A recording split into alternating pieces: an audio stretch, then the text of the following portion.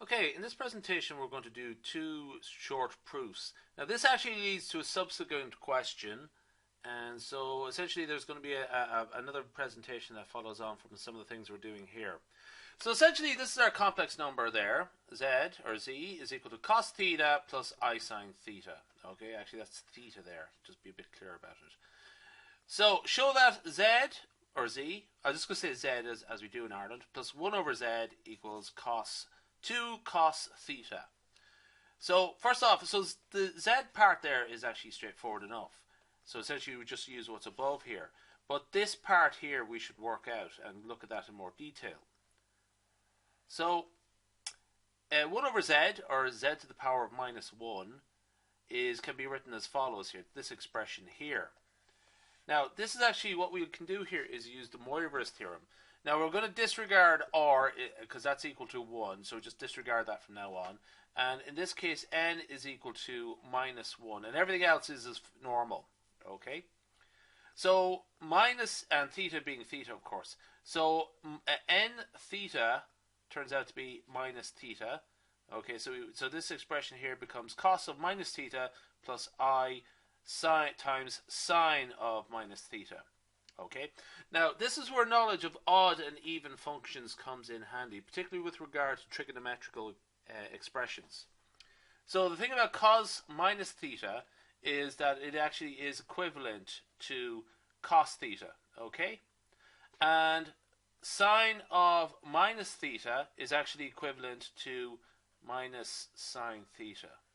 Okay, so again, that's the definitions of odd and even functions. So essentially, z to the power of minus 1 could be written as cos theta minus I sine theta. Okay, so when we add them together, this is z and this is z minus 1.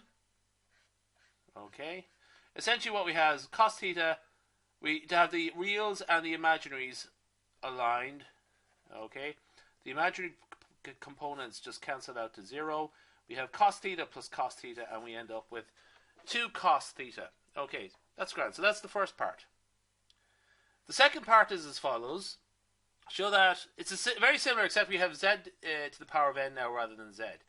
Z to the power of n plus 1 over z to the power of n equals 2 cos n theta.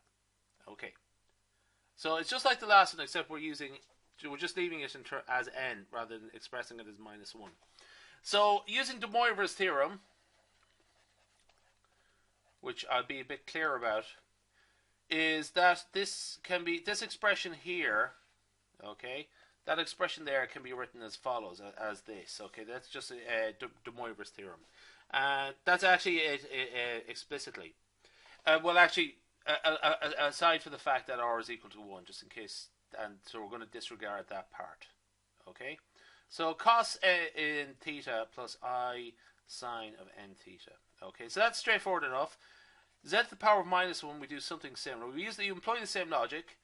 Cos, it becomes cos of minus n theta plus I sine of minus n theta.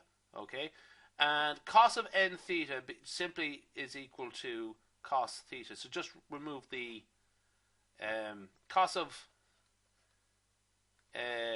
let's just be clear about that. Cos of minus a is just simply equal to cos of a. That's just a general idea of it. Okay. Sine of minus n theta just becomes minus sine n theta. Okay, so they just essentially move the minus sign up here. Okay.